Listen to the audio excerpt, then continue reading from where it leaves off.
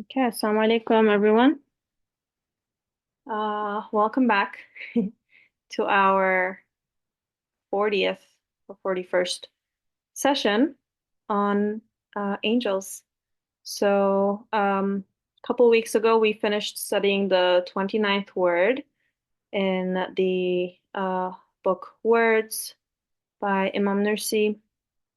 And that word is a treatise on angels, on the immortality of spirit, and on resurrection. So we've been studying it for over a year, trying to see how and why belief, iman, in angels is relevant to our lives here and now, what it means to believe in angels, how we can have certainty in the existence of angels, and how can I confirm that um, angels exist? So we talked a lot about the angelic side of creation that looks to meaning, that looks to the beautiful names of God and conveys those names, those meanings, those um, things that are beyond just the physical husk of creation. So we've been doing a lot of reflecting on this topic. And after we finished the 29th word, we started reading the 11th Ray, 11th topic, which is a different treatise by Imam Nursi. Um, this 11th ray is also known as the fruits of belief. And the 11th topic specifically is about belief in angels. So the 29th word, it was a bit more universal. Um, and here, what we're looking at is particular and special fruits of this Iman in angels. Um, so we read ahead, and then we were just going back and kind of reflecting on each paragraph. So one thing that stayed with me since last week, and we've been reflecting in the in our WhatsApp group has been this idea of um, always being in the presence of friends and how my belief in angels can make the world or can reveal, not make, but reveal that the world I'm in is not lonely. So, sometimes, not sometimes, but often we talk about how I often have misperceptions of creation, of what is being created. And we work on, correcting that perception so that we can see creation for what it is. And with our belief in angels and our focus on angels, one thing that I have been focusing a lot on this week, especially, has been I am not alone. I'm always in the company of beings and spirit beings and angels and the angelic side of creation, which is how my creator is constantly communicating with me, constantly giving me signs, telling me he loves me, he is caring for me, he is actively involved in my life. And and when I think of this reality, or when I start perceiving my reality in this way, it just gives me such a sense of peace and like things aren't as overwhelming as they are when I look at my world, look at what's going on, and I think it's desolate, it's chaotic, I'm alone, I'm facing everything on my own, everything's out of control. No, no, no. This is how you can perceive what's happening, and this is the correct perception of what is happening here and now. So I'll stop there. I'll open it up for anyone who'd like to comment, share anything that they have reflected on since last week, if they have reread the text, if they have listened to anything, or if they have been, reflecting on some of the topics we're talking about in the chat, and then we can start reading, inshallah. Thank you, Nurbanu. Assalamu alaikum again to our new friends. Warm welcome to everyone. So one thing that was incredible last week that Dr. Yamina mentioned was in the beginning, Jibril and Mikael were mentioned together. And in the Quran, there's a verse in Surah Al-Baqarah where Jibril and Mikael are mentioned together. So what came, alhamdulillah, through Dr. Yamina was that with Imam Nursi's treatise, he uses his life experience and what was inspired to him to share with us how to read the universe under the guidance of the Quran. So you cannot read the Quran without the universe and vice versa. And so Jibril, we know as the appointed angel of revelation that brought down the revelation. And Mikael was Michael brought to our attention as related to everything pertaining to natural events, carrying out the angel that's carrying out the creational commands of God. So everything that we're seeing in what they call nature. And that was so profound to me because we see the clouds moving and we see the sun changing, and we're ordered to pray with every big time block where you can notice significant change in how the earth is moving. And Imam Nursi, we did study that on our Receiving Nur YouTube channel, the prayer times and why is it at those specific times. There's grand events taking place, and at those particular times are when we should notice and report back. And what we discussed in the last study of the 29th word is you cannot come to be in a state of dhikr without being connected to the angels. Knowingly or unknowingly, it's angels that connect us to God because they're the ones on earth operating through these vehicles of creation, glorifying God. So when people see mountains or suns or sunsets or hurricanes or just the way the world is made, and they marvel, really what's happening is this subtle, often silent communication that we can't hear because we haven't learned how to hear their tasbih. It's not something you can learn intellectually. It's something that you have to be in the presence of, pause, marvel, and question. How did I just get that feeling of, wow, that is amazing, or majestic, or peaceful, or incredible, or mighty? We use all these words, these qualities, these attributes that come to us not realizing how they came. They came through some sort of communication that's happening. So now with the hurricanes that are taking place and just the world's events rocking the earth, Mikael comes into play. And it was just such a relief for me. Like, it's not just another chaotic event. Like, there is an angel of power powerfully acting in this world. So when I come back to clock in for prayer, it's like, wow, I really need to check myself and make sure that I come with that awe that is due at, you know, prostrating with, being in touch with the ones doing this work. Michael is not just a name, there is a mover moving the earth, the sun, the moon.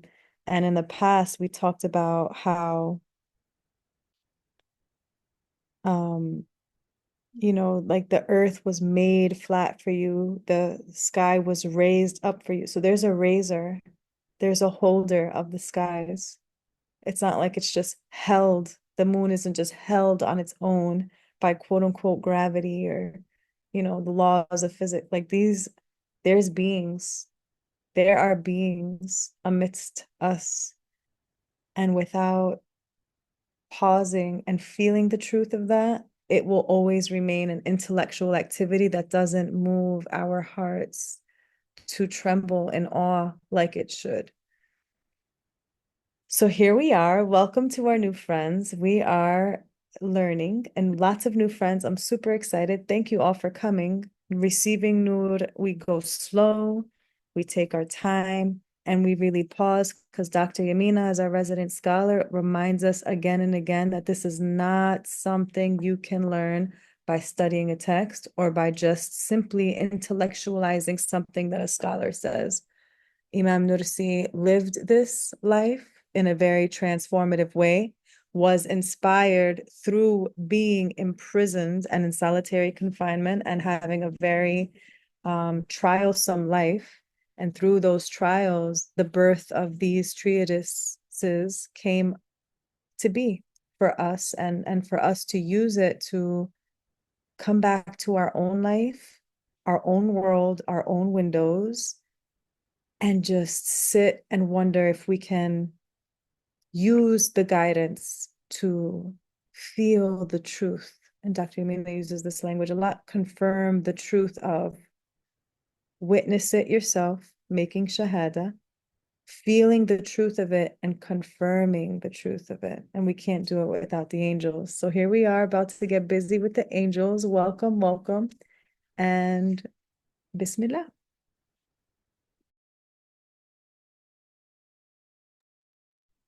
Thank you, Sarah, for also reminding us to renew our intentions for the halakha.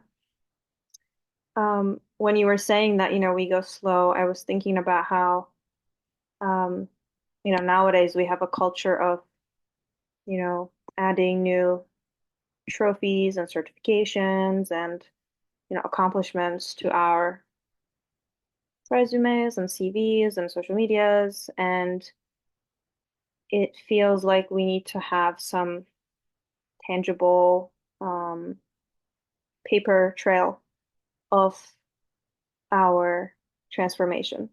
But what really needs to happen is a change in me that might not come with a certificate, but it will totally um, transform, like radically transform the way I live and um, perceive things. Um, and I'll say one more thing. This week, I was stopped by the police, and apparently, I was going too fast. And I was rushing to get home, and I was looking at this, like, he stopped me, and then he came to tell me, you were going fast, and I was like, okay.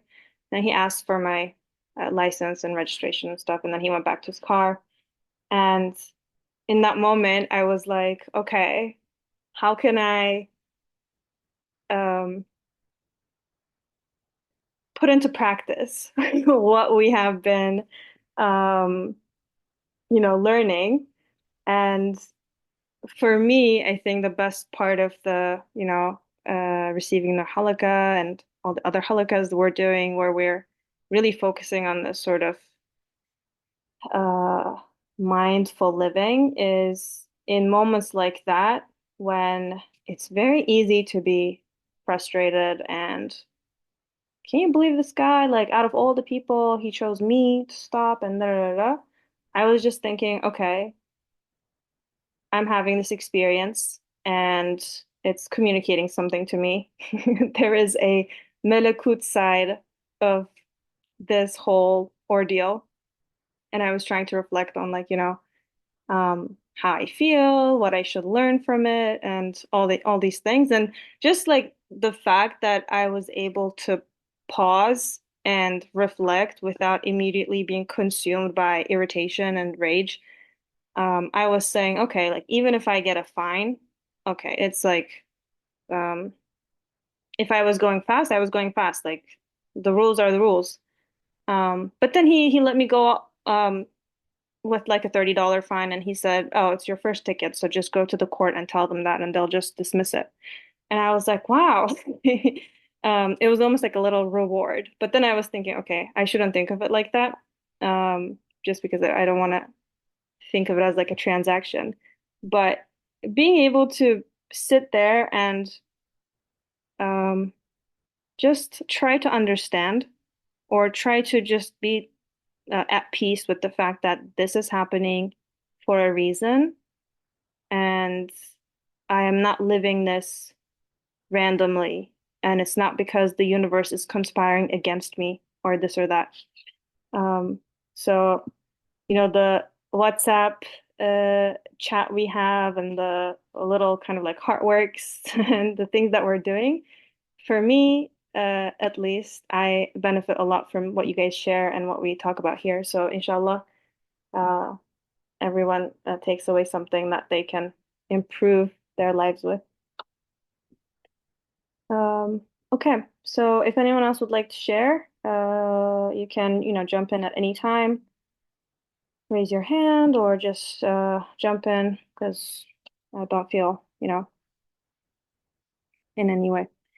Okay, Bismillahir Rahmanir Rahim. Allahumma salli ala Sayyidina Muhammad wa ala ali Sayyidina Muhammad. Okay. While enjoying the pleasures of this fruit, my imagination plucked one of the numerous fruits of belief in the prophets and tasted it. Then suddenly, my belief in all the prophets of the past, as if I lived with them, and my assent to them, lit up those times and made my belief universal, kulli, and expanded it. It confirmed teachings of the Prophet of the end of time, sallallahu alaihi wasallam, regarding belief, iman, silencing the Satans. And one thing immediately jumps out to me here is taste, because we've been talking about tasting death, tasting the fruits of belief, this really visceral reaction I should have, experience I should have about my iman and about how I experience creation. When I see the malakut side, the angelic side, versus when I think of it as just a bunch of random matter and um, atoms that are chaotically arranged. So this belief, this confirmation, assent is going to be something that it's not just like Sarah was saying, it's not going to be just like an intellectual activity. It's going to be very embodied experience for me. So I really like the promise of that.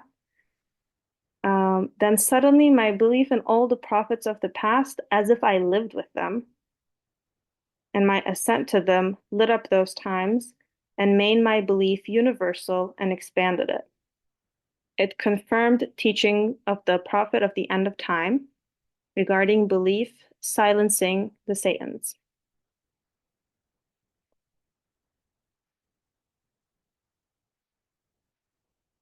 Sarah, do you want to ask your question? Yeah, I was just wondering what he means by it made my belief universal and expanded it. Dr. Yamina?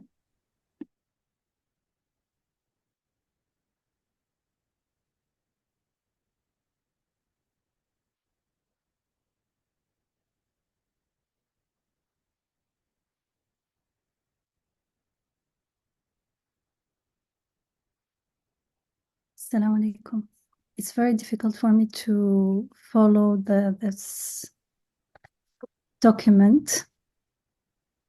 I don't know if it's the writing or the font or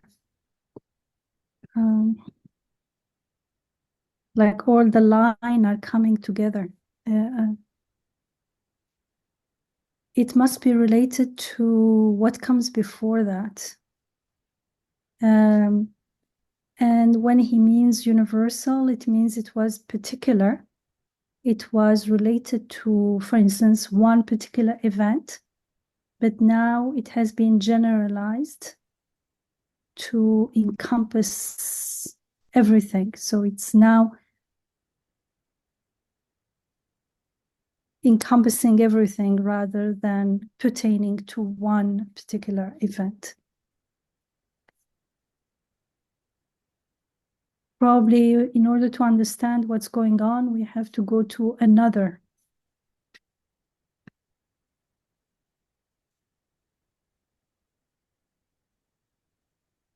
Because Nurbanu started with while enjoying the pleasures of this fruit. So what is this fruit? Is what comes before.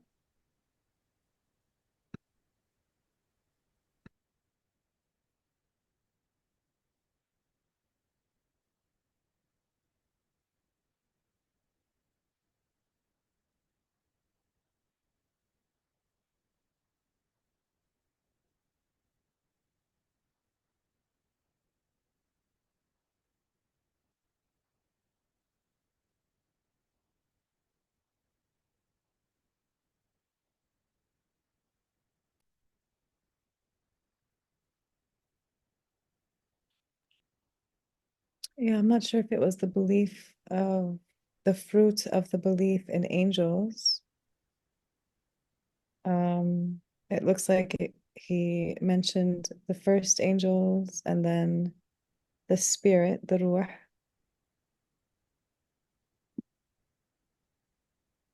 And then the kiram and katibin, so the angels that are recording, which we talked about. And then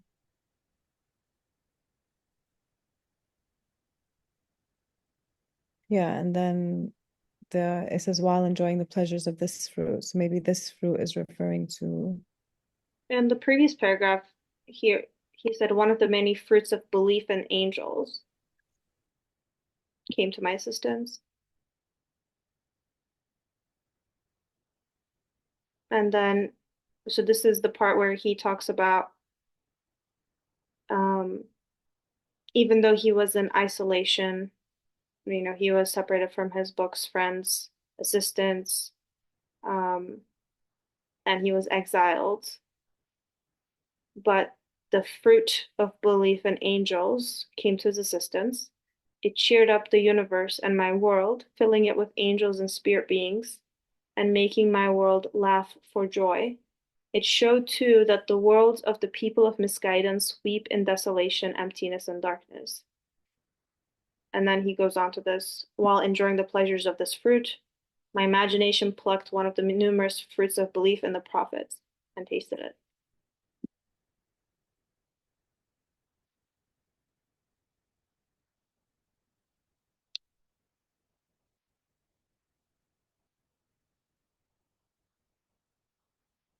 It seems almost, I don't want to say a stream of consciousness, but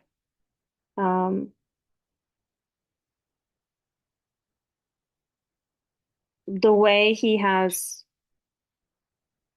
kind of structured this section is small bits that are, kind of like, I don't say jump, but they are kind of like little parts that can stand on their own a little bit. If we maybe keep reading, we can learn a bit more. Okay, and I'll make this a little bigger so that it is a bit easier to see. Okay. Then a question occurred to me. Oh, go ahead, Ishraq. It comes to mind that perhaps its expansion in terms of time frame, because at that point in the present, when he's in exile and left alone, he remembers angels' presence and that brings him joy. That was the previous part. And then as he's thinking about all the previous prophets throughout time, then all of those times are lit up. So it is not just my present moment is being lit up with the presence of angels, but also the entire past, Mm. generations and generations and generations, centuries of human journey on earth is lit up with his belief in the prophets of the past. So maybe that's part of it. Yeah, I feel like that explanation was what came to mind for me too, especially because he says as if I lived with them. So it seems like the way he's experiencing this belief in angels and then belief in the prophets and tasted that too. Um, sometimes people say like, oh, why should I learn about the prophets? It's just like historical text. Like, I haven't seen them. I didn't live with them. I haven't seen them do their miracles or whatever. So there seems to be this chasm between us and the prophets. But the way he's experiencing belief in prophets is so um, relevant for him, but it's also not just like restricted. So I like that the idea of uh, his belief becoming universal kind of expands this idea of like lighting up those times, expanded it. He said, as if I lived with them. So I don't know, So something just came to me that we've been talking about Jibreel, the angel of revelation that comes down that we know from Islamic education and tradition, that the angel Gabriel, Jibreel alayhi salam, descended and brought down revelation to the messenger, so brought down the message. And so with my study with Dr. Yamina and Dr. Ali, with Imam Nursi, there's this repetitive practice of living with the message. The message is alive, so the messenger who demonstrates the message is alive. And that tanzil, that sending down on me as I study, is a sacred process that maybe we don't think about. So we're here, the messenger of God, sallallahu alaihi wasallam, is not here physically. However, we know that he's alive, sallallahu alaihi wasallam, hearing in the dimension, how and that whole thing is a miracle. And we interact with him in our prayer, assalamu alayka, right? And I think we've discussed that before. There is a living connection, and it cannot be absent of angels either, right? So I never thought of it that way, that as we study, as we come together and study in a very intimate way, the sacred teachings that are taught through teachers that bring the message of the messenger. And that tradition, alhamdulillah, has been preserved in Islamic tradition. Alhamdulillah, what a huge blessing to have these types of halakas where we have to sit and intimately discuss. And I think it's beautiful that he brought it up this way. It's as if living with them and ascending to them. It's an enlightening process. It lights up times, and when Dr. Yamina says it makes my belief universal, means it encompasses everything. It makes sense to me that it would encompass everything, because then it changes the way that you view the world. And now that we've had such an in-depth study of living in the presence of angels, it's almost as though, and I'm not sure if this statement is correct, so Dr. Yamina, please feel free to share. It's almost as though you cannot live with angels without the messenger, because the message of the angels and the message of the messengers go hand in hand to interpret the universe.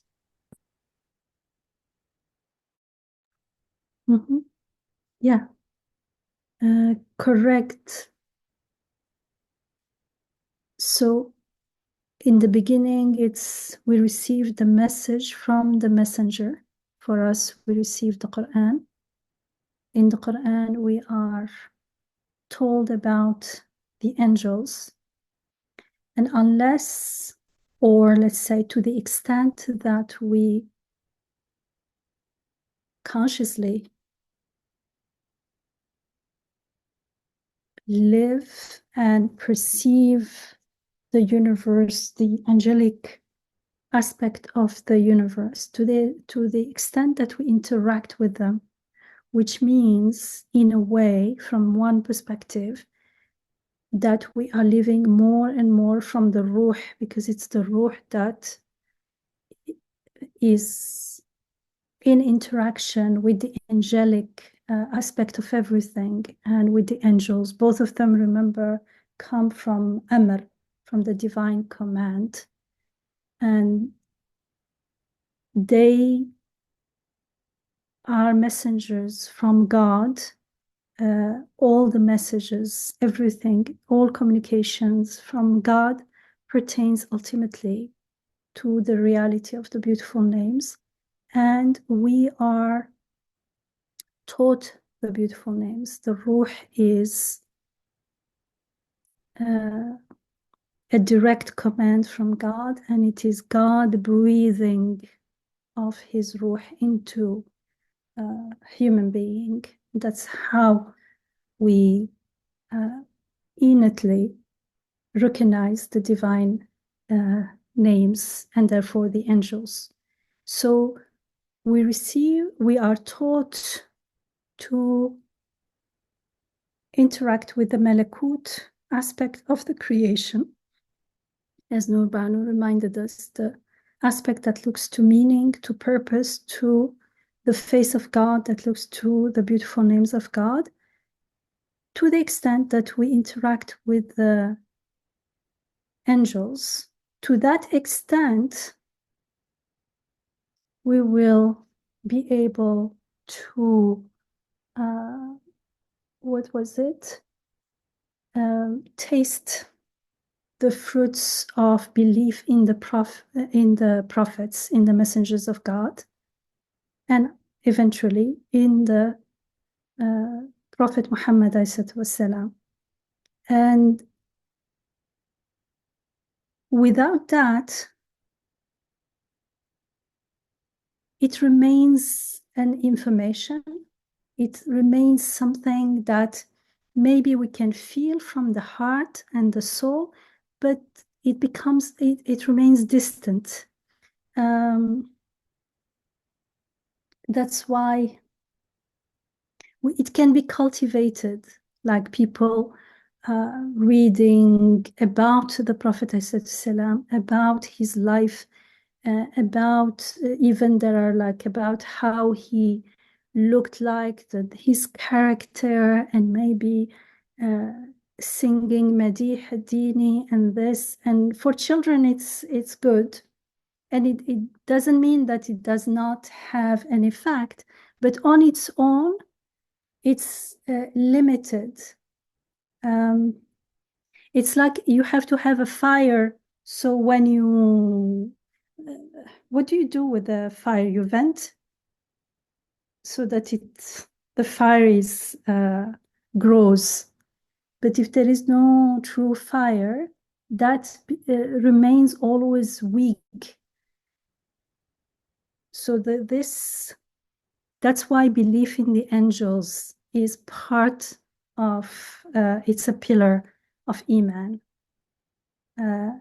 Together with the belief in the prophets, they all are interconnected and they look to each other, complement each other, reinforce each other. So we get the message from the prophet, we learn about the angels, the more we experience the angelic side of the creation, the more we experience the message and the messengers.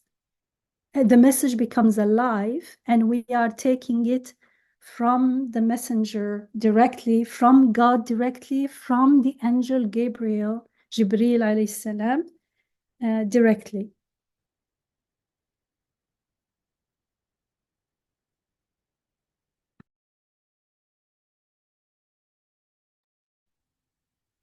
I think this is one of the most radical ways of believing in, you know, Jibril or Mikael or Israfil or Azrael, because what we learn in Sunday school is Jibril alayhi salam brought the revelation, and the last prophet, Prophet Muhammad sallallahu alaihi wasallam, received revelation, and now Jibril doesn't do anything. It's like he's retired. And it feels like, what is the point of this story? Like, why are they teaching this to me? Or, so what? Because if he's not relevant to me now, why does it matter that he was the one who was tasked with um, bringing revelation?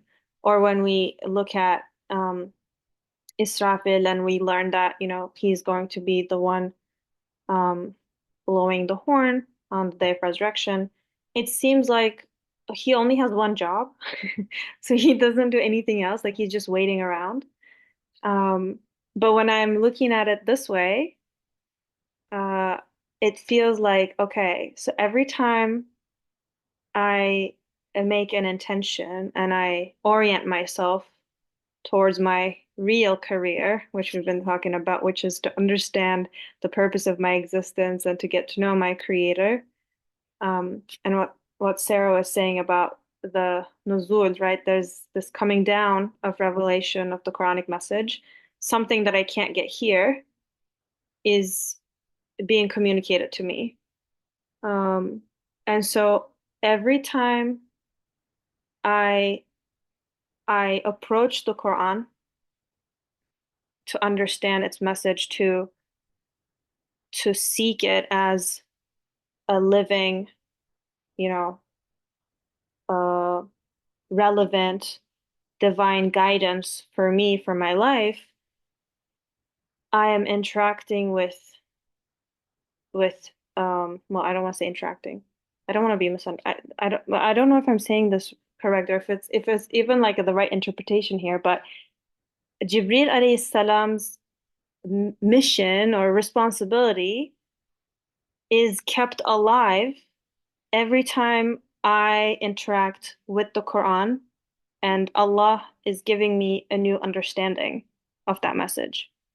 So when I am learning about the Prophet's way of living the Quran, and I'm trying to apply it to my own life, then Jibril's responsibility, what he did, is relevant to me because how I'm seeing him is the one tasked with bringing down that revelation. Or when I think about Israfil and resurrection, it's not just this one-time thing, but every time I see life and death in cycles happening every day through the seasons, through the changing of night and day, that angel and what it represents is relevant to my life every day. It's not just like he has one job in all of eternity and he's going to do it one time.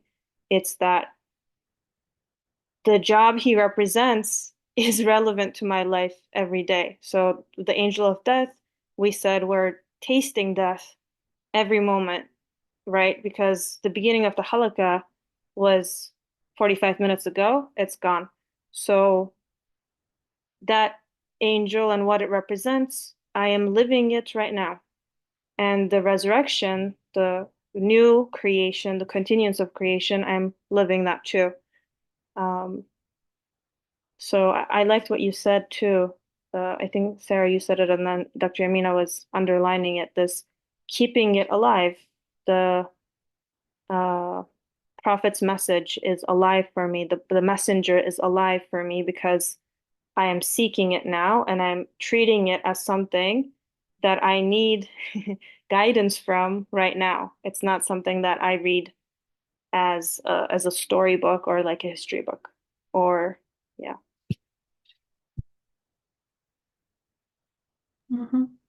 True. And you can apply the same principle for the Prophet ﷺ, because it seems like it's a historical figure. He's not here, and we read his words like we read any other person, but this is more important. From one perspective, it's correct, but that's from the perspective of when we are looking at things horizontally as if it's just the material world. But when we look at it from the malakut aspect, that the first one is the mulk. But when we look at the inner aspect of things, the malakut aspect of things, beyond the matter, we look at the meaning, that looks to the angels, that looks to the spirit, then there is no, it's beyond the limits of time. And that's why we say, we give salam to the Prophet ﷺ directly, as if he's here with us, because he's not here with us in space, but he's with us in meaning, in spirit, in haqiqah, in reality. And we know from the hadith that he hears our greetings and he greets us back.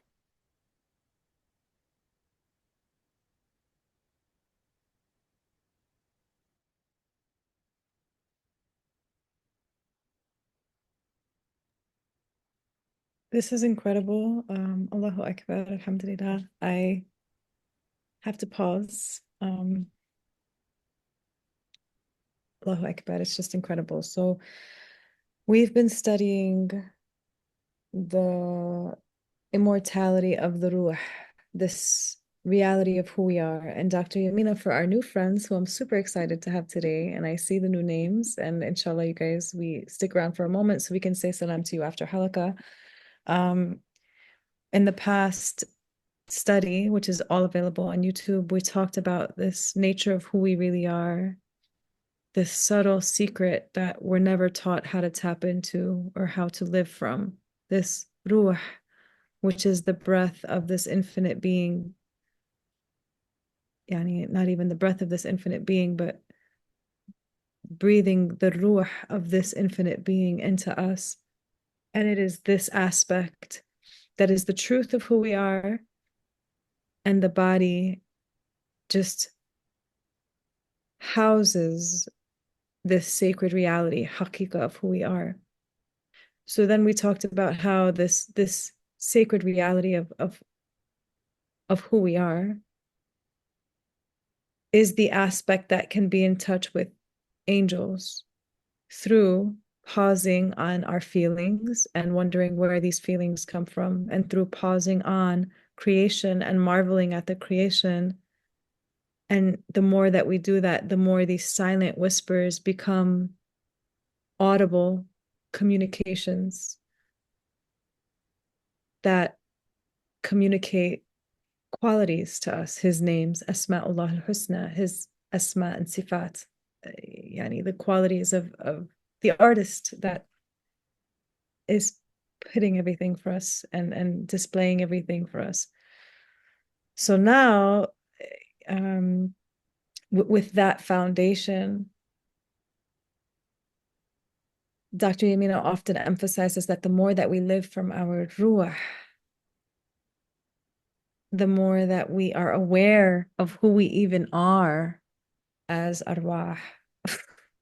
It just, the whole thing is a miracle, really. Like, we talked about all of this, but like the fact that we can even speak is a miracle. Like, you want to say something and the body just follows your command. Well, that's because there is a commanding center that knows what you want to do and grants it for you every single moment. You want to raise your hand, you want to say a word, you want to communicate something verbally or non-verbally, and somehow this magical interaction, creation is taking place momentarily. So now to build on top of that, because a lot of you weren't here with us the past 40 sessions or however long it's been in the last study.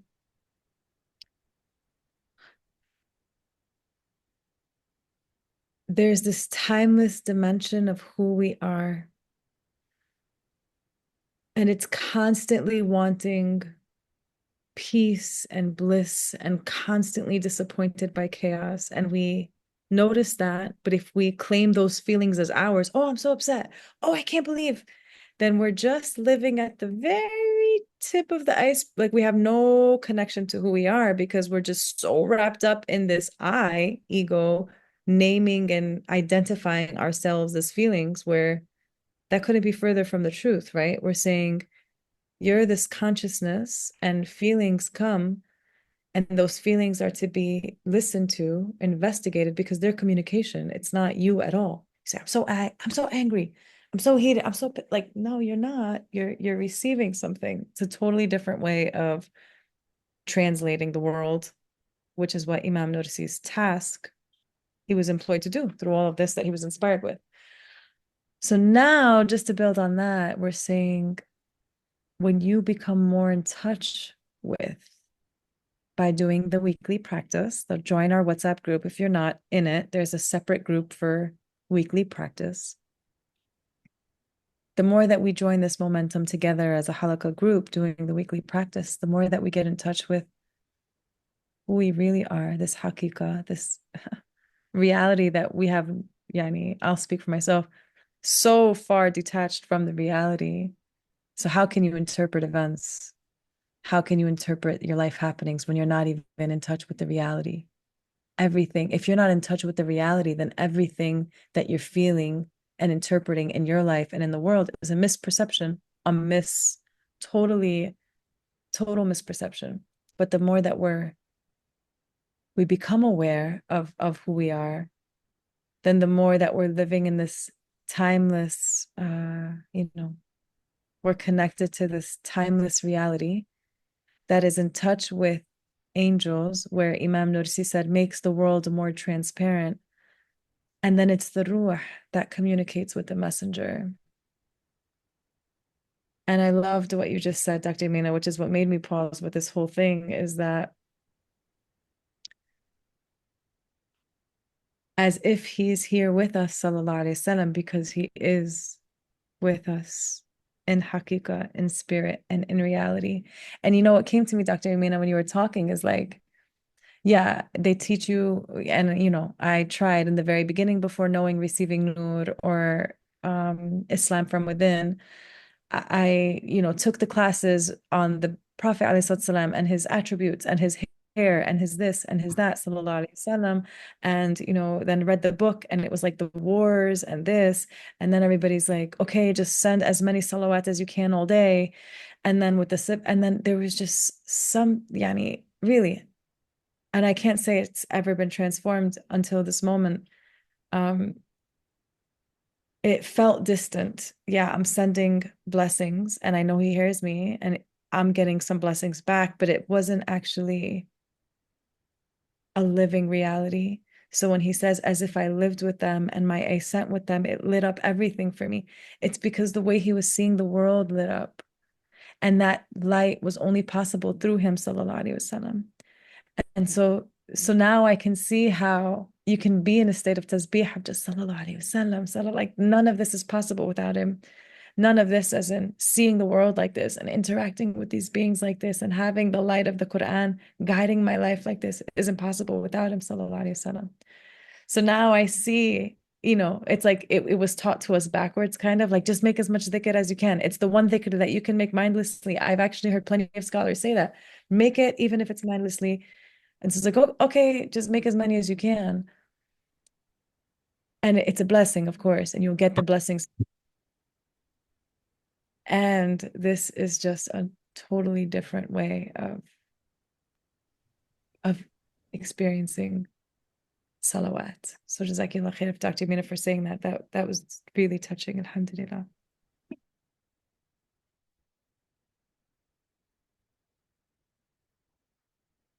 I love that. Thank you, Sarah. Okay, if anyone would like to share anything else, go ahead. If not, I will read the next paragraph.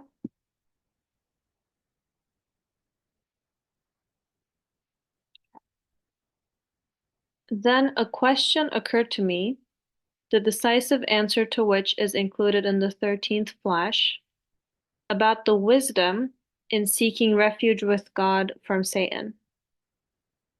In meaning, it asked me, the people of guidance are assisted and strengthened by innumerable sweet fruits and benefits like these, the fine results of good deeds, and the most merciful of the merciful's compassionate succor and assistance. So why are they frequently defeated by the people of misguidance, and sometimes 20 of them defeat 100 of people of guidance? While pondering over this, I recalled the strong warnings, emphasis of the Quran in the face of Satan's feeble machinations and Almighty God's sending assistants and angels to the people of belief. Since the Risale-i-Nur has explained the purpose and wisdom of this with decisive proofs, we shall allude to it only briefly.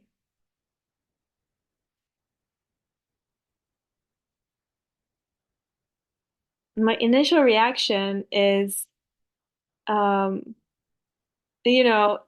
verses in the Quran where we are told about God helping the Muslims and the believers by sending, for example, angels in battle. Again, I feel like classical understanding of that text makes it so that I think to myself, if that is so, why isn't God sending angels now to this place and that place? Or, well, that's never going to happen now because, that was during the time of the Prophet. So I limit the message of the Quran and I close it off for myself. But the way he's saying it here, and after all this studying, maybe I'm meant to read those verses as not just, bunch of winged assassins on horseback, but angelic side of creation, meaning, purpose, beautiful names, is being sent as assistance to me in times where the people of guidance are frequently defeated by people of misguidance. So that's just my initial reaction to this. And we can keep reading unless anyone wants to say anything. Okay, let's read his example. Indeed, a palace which is built by 100 people is sometimes protected by 100 guards in the face of a single vandal trying to set fire to a palace. The palace can remain standing only through 100 men protecting it and by having recourse to the government and the king.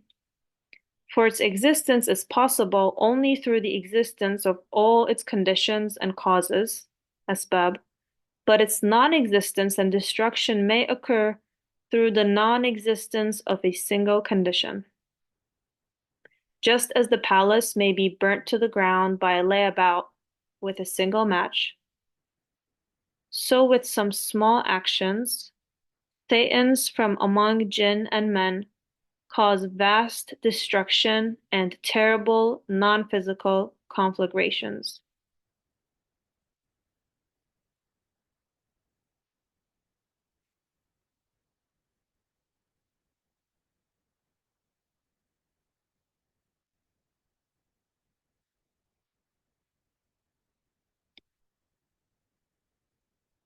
This feels very easy to confirm for me. Like we have this experience a lot where a lot of people, if you're working on a group project or if you're organizing something with a bunch of people, just one thing going wrong can totally destroy the whole thing. Or one person not pulling their weight, one person forgetting their task can cause vast destruction. Um, so when I'm looking at um,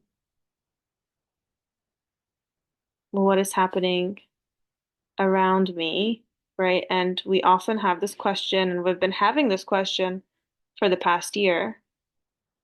Why are the people of guidance frequently defeated by the people of misguidance?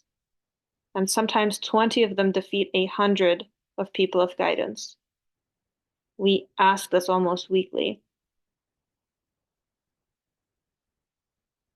And what we have talked about in the past couple of weeks has been, are we doing what we need to do, especially, we've been, trying to keep each other accountable for our istighfar and um, the spiritual responsibilities that we have that we kind of forego and in their place complain or misperceive reality and misjudge what is happening. Um, but here he says, its non-existence and destruction may occur through the non-existence of a single condition. And this is similar conversations uh, are in the Risale Nur and in previous halakas where we have talked about um, our nafs, our ego, our evil commanding soul, and our responsibility in evil. So the creation, the continuance, the existence of something is possible when all its conditions are met. But if just one is not met, it can lead to destruction. So I need to ask if I am causing, or if I'm the cause of one of those non-existences. Um, and I don't think, for me at least, that it's hard to take that sort of responsibility. Um, it's easier to just complain and whine and make it other people's problems. But there's a part of this that looks to me, especially if we're talking about Melekut aspect of everything, of all creation, and why I'm experiencing it at this moment in time. There is a part of whatever it is that I'm seeing and witnessing that looks to me like I am witnessing something for a reason. It's not that I just chanced upon it. My witnessing it is part of its creation. My creator wanted me there to witness that, to feel what I feel, to have the reaction I have. So I need to look inwards to see where I fit into the whole picture. that's what comes to mind here. What do you guys think about these two paragraphs? Thank you for clarifying, Nurbanu. I was honestly lost the first few times I read this, and trying to just focus on the word non-existence just really threw me off. But so I think what you said kind of helped bring it together a little bit for me. But I still have a lot of questions, and maybe the third paragraph would also be good to read because it goes into this whole non-existence thing. And I do have a question about it. So I don't know if we should read it first and then. So I'm wondering if let's look at the state of the world, and because Dr. Amina has been bringing us our attention to the onus of our responsibility in everything that's happening. So is he saying through like the non-existence of a single condition? So in order for the protection to take place, all of the conditions should be in play. But if something is not in play from those conditions, so for example, our prayers or our unity or our istighfar, our taking action, our, the humans, I mean, not just but leaders and what they should be doing. I guess, does the non-existence of that mean that people aren't choosing to do what they should be doing, what their humanity requires them to do, what the Sharia requires them to do, what our, human feelings require us to do? I feel Is maybe, yeah, maybe we can understand it on a more kind of basic level, at least to start with. And that's basically destruction is much easier than building up. And we see that, Gaza too, right? Destroying Gaza, 1 year of bombing. Actually, if Israel felt they could do it quicker without the world, they weren't sure. So they could actually do the same destruction actually in a month, in 2 months. And yet to rebuild Gaza will take a decade or two. So destroying is easier than building. That's the way the world, that's the kind of the way the world is set up and sustained. One thing that comes to mind is that that's also perhaps because I was thinking, again, we don't want to maybe go too much into this particular issue, but it is also in our minds. But I was thinking about some of the things that happened with some of the people I know, and it was like a large list, well, big, it was a list of in a mailing list, and I said something that I thought was very kind of basic, about peace and ceasefire, and then one person went mad about it, and then the whole thing shut down. Everybody was scared. They didn't want to, offend anybody, and so on. The whole discussion was hushed because that one person, or a couple of people, like they just, and then he said something that wasn't true. I was like, that's not true. It's not the case. But then that was offended, and for a while I couldn't. Like it stayed with me, like what did I do wrong? Was I being naive, or are these people are really terrible? Why did the whole thing got shut down? And you can see this in other places too. This is just an example of how it's easy to destroy something because you just whine about it out loud. I mean, it doesn't have to be like this everywhere, but in that kind of setting, it was easy for if somebody makes a fuss, then everybody was like, well, we don't want to offend anybody. But to build, and the people that would understand me are the people who I had time to build relations over time, and that doesn't happen overnight. So reading this passage from that personal experience this year, is helpful because then it isn't particularly that people are overall bad or evil. Or I kept thinking, why didn't anyone like say, you call this out, this is not right, you know, like why did everybody kind of get quiet and silent and so on? Like, are all these people like lost and terrible? Or am I like so?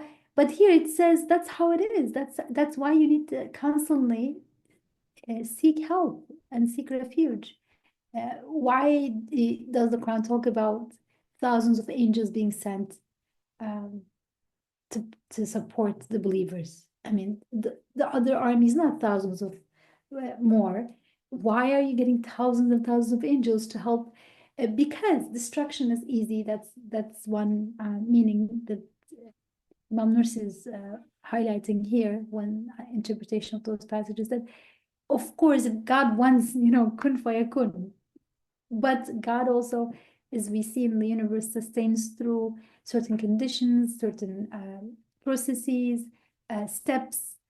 He gives you a flower, but through the seed and the soil, and you know, depending on the plant, you know, after a certain amount of time, kun fayakun from one perspective, and yet there's also a procedure, and you need to kind of respect that there are steps to it, and not be impatient that this is a seed and why is it not growing faster? I need this sooner. So keeping this in mind, and keeping in mind that,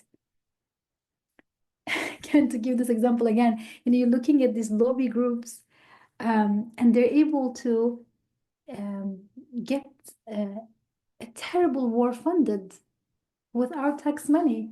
And one, you know, senior political scientist was saying that if you ask these representatives just kind of one to one, they would all say this is a war that needs to stop, or not in war or genocide, we can say it has to stop. They would say so if you ask them. They have the capacity to recognize it, but they have made some pact with someone about their campaign money and so on, and that little thing is withholding them. And it takes a huge courage and, you know, solidarity and so on for some people to get up and say, you know what, whatever money you're going to give me, whatever campaign support I'm going to lose, I am going to, you know, stand with truth. So from one perspective, it's not hard to see this is immoral and it can't be supported. It's very easy, it's fatra. But from another perspective, it is possible to be swayed with a very weak force. Because then again, you know, I kept thinking early on last year, I kept thinking, you know, how cheap should somebody be to say, okay, if you give me $1 million, if you give me $5 million, then I'm gonna say, okay, to babies being killed every day for as long as you like. I'm fine with that. Just give me. And some of the representatives got only like $50,000, $100,000 from the lobby, the AIPAC lobby, and you're like, just for 50,000, for 100,000, really? Like you sold your soul. But you know, it is destruction is easier, you know, in the sense than construction. It takes much more to shake that person out to their senses than to bribe them. So it's interesting that it does recognize how weak Satan's tricks are, as the Quran says, and yet the Quran also calls us to seek refuge from Satan. So it is indicating a powerful reality that it is easier to destroy than build. And in response, we're not going to say, oh, then we can't do anything, but we are going to keep up the hope and seek refuge. Whatever we do it with seeking refuge. So if we apply this to ourselves, like Nurban was saying, where is our responsibility? Because even if only 1,000th or 1,000,000th of this looks to me, the responsibility is 100%. So we can apply this to, for instance, it's easy to see and witness that God is in control of everything, that there is a creator who is sustaining his creation here and now, yet we keep forgetting it because we're not committed. We have not made it our career, we're not renewing that choice day in, day out. And so it just comes from time to time. It's our hobby, as if. And here he's talking about the malaika, the angels. And we have learned to look at, and from one aspect, we can say that the Quran, and especially in the tafsir of Imam Nursi, rahimahullah, is to teach us to read the signs, Iqra, Bismi Rabbika alladhi khalaq, is to see the malakut aspect in everything. To wherever you turn, you see the face of God, Wajh Allah. When the malakut is off, when we forget, and we go back to seeing things horizontally, and we forget, it's not we forget, we just don't experience it. Everything is off. It's like circuit, an electrical circuit. If one, again, the whole circuit is set, the fitra is set, the creation, the way things are created, everything is bearing witness to the creator. The fitra is created accordingly, everything is there.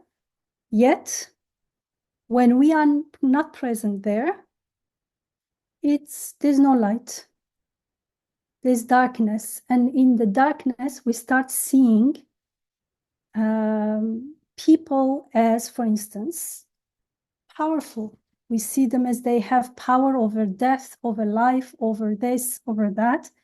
And that perception is feeding into empowering despots and oppression and darkness and evil. And we lose our sabr, we can't remain steadfast, we can't remain patient, we can't remain present with God, faithful that whatever we are seeing now, He's in control, He has the last word. We lose that totally. We start almost without realizing, of course, our hal, our state of being is questioning God's rahmah, God's wisdom, God's power, God's control. And almost like as if witnessing, which is in fact an illusion, that some created beings, as if they can't die right now, have the power over humanity's faith. And that's why the ayah in the Quran, the ayah is in Surah Al-Anfal. It's if there are 20 who are sabirun, who have that sabr, patience, steadfastness, standing firm in iman in face of especially calamity, adversity, things that makes remaining faithful to the beautiful names of God, belonging to God only, makes it seemingly difficult, except for those who have the sabr that comes from that iman. Then they will يغلبوا, they will be victorious, they will overcome 200, right?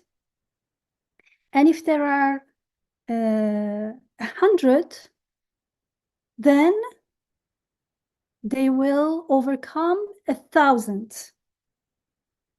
So it's 10 times 20 overcome 200, 100 overcome 1,000 from those who من الذين كفروا, from those who disbelieve. So we have this responsibility to stay in awareness, in actually being, living from the ruh. The ruh is always consciously, when we live consciously from the ruh is always in interaction with the malakut. Then sabr becomes possible. We won't disconnect from with God, and we won't fall into the illusion about who is in control. Because when we fall in that illusion, when we are disconnected, we are overcome with fear. With not only fear, with fear comes anxiety, comes losing hope maybe. And fear is from shaitan. Again and again in the Quran, we are told shaitan is yukhawwifukum. He fills you with fear. Why? Because shaitan is what makes us disconnect. Once we are disconnected, it is inevitable to feel a fear, and it's not a fear that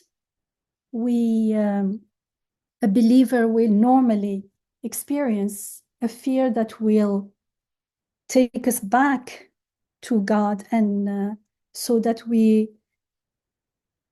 our iman increases, our seeking God's help increases. But this is a fear that is bottomless fear, hopeless, and we feel like we have no help. Even when we cry to God for help in this disconnected way, a part of us is still questioning, doubting, where is God? And that's why we make istighfar. Istighfar that we disconnected. And so we need to go back to the malakut, back to living from the ruh. And this is a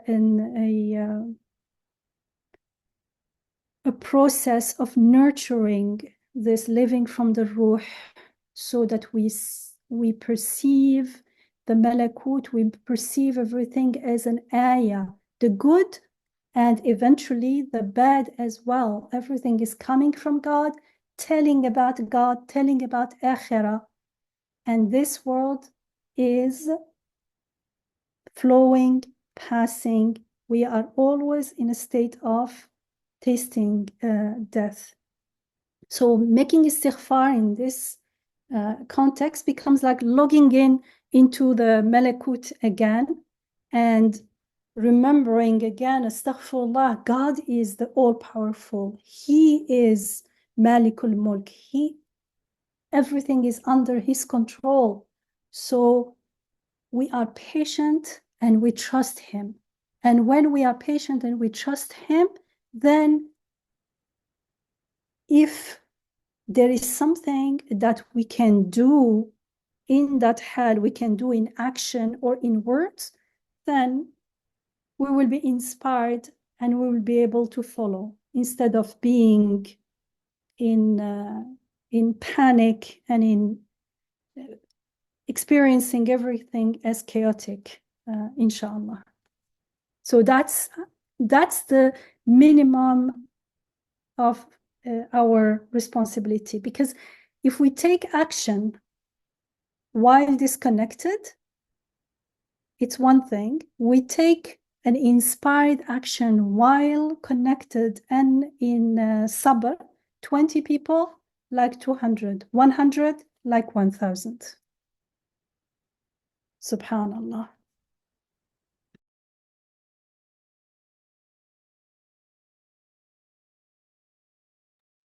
SubhanAllah, that makes a lot of sense. That makes a lot of sense, that when we take action, when we're connected to the angelic realm, the malakut, the meaning, the names of God, being patient because I am still seeing God, which is why you told us to focus on the Quran news that we called it, looking at how everything is actually perfect. And there's only, if we look at the entire universe right now, there's just a small amount of chaos as opposed to making it seem like the whole world is in total chaos. And so when we're grounded, that there's a sustainer and these angels are here, and there's the sustainer is really showing this great care. So then it's impossible that this one is absent. So then we can keep filling and renewing. You said daily, renew the commitment to patience because we're still seeing the sustainer operating now. That which is why we focus in the chat. If you're not in it, message us. We'll add you on the homework group of doing that. So then 20. And I wonder if this is what he meant by the non-existence of a single condition. So if 20 are in true belief and truly connected, then they become like 200, which is why Dr. Yamina is really pushing for us all to see the reality of this great pressing need for istighfar as a collective, seeking God's forgiveness as a collective in a meaningful way, with tears and with channeling all of the pain and all of the hurt and all of the grief and all of the injustice and all of this seemingly chaotic, everybody's getting fired or everybody's getting hurt, and all the families and all the kids and all of that has to be with you in istighfar, with the whole heart direction pointing back to God to renew. You are here, you're taking care of all of us, and you have appointed angels in every which way. Here they are, operating in every single thing, blessing that I see around me. I've totally forgotten you. I've totally forgotten the reality. Astaghfirullah. And that forgetting the reality has empowered this false perception collectively. So it's become a collective force of misperception that's feeding the despots. It's feeding the system of corruption. Because I'm already saying we're weak, they are strong. Where the person who is there oppressed is feeling that, okay, but we are out and still feeling the same thing. So who is going to call for help from God if we don't do it? And we are calling, but we are calling 1 to 1, and we could be calling 1 to 10, 10 times more. And when we call all together, it becomes exponential. And we are missing all this, but we are still complaining. We are not doing what we could do at the least, which is pray, but in sabr, not in doubt, not in empowering the oppressor and feeling as a victim and even weaker. I've already surrendered to the oppression then. I'm saying it's okay, oppression can take over, they are stronger. No, astaghfirullah, nothing is stronger. Kun fayakun, Allah is stronger. And we could be, once we are in that grounded in sabr, you never know who will be inspired with who if there is some action to be taken. And it could be people are praying and the others are being inspired. It's okay. But if we don't do our part, then it's like the circuit. Everything is there. I'm the one who is not the wire. I'm the one who is, there is a disconnect in the wire, there's no light. It's a small responsibility, but it's a huge, it looks like a small thing to do, but as far as responsibility is concerned and result is concerned, it's huge. And no one can say, but it's not only me, let the others do it. I'm responsible for my part. It's like, you know, the story about the milk. People were all supposed to pour milk overnight, and everyone cheated and put water. And in the morning, there was almost no milk. It was all water. Because everyone said, if only I put water, they wouldn't understand the little water. And like the ummah now is like, no one wants to pour the milk. And we can't say, oh, just me, it won't make a. I'll do my best.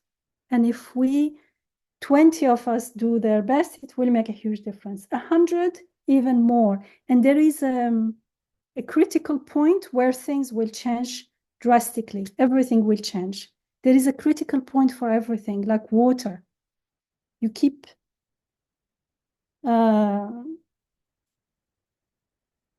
listening the temperature, and it's still water, cold water, but water. And then suddenly, lo and behold, it's ice. And so it is for everything. The more there are people who pray and make istighfar consciously, remembering that everything is in God's hand, the more we are closer to that critical point where everything will change. And Allah will, Sunnatullah, Allah's law of creation, the oppression will be over. Bi-idhnillah.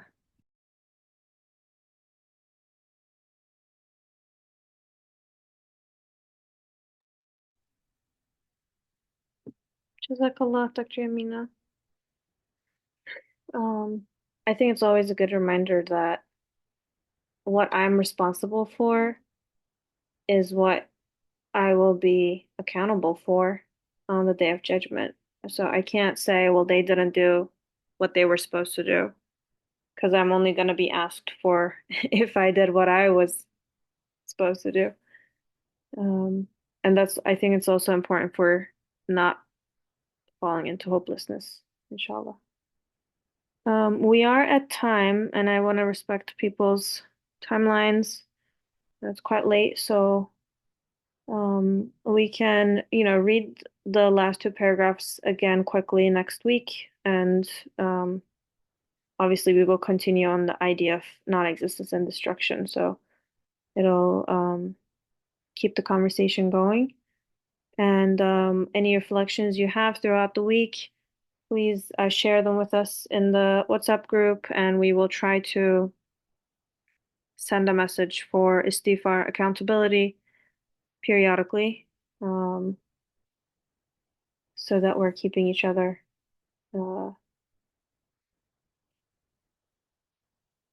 we are inspiring each other to be one of those 20, inshallah. Okay, I will do the dua and I'll stop recording, and then for any newbies, we would love to say hi to you, inshallah. Just a quick hello. Okay. سبحانك لا علم لنا إلا ما علمتنا إنك أنت العليم الحكيم وآخر دعواهم أن الحمد لله رب العالمين. الفاتحة على رسولنا صلوات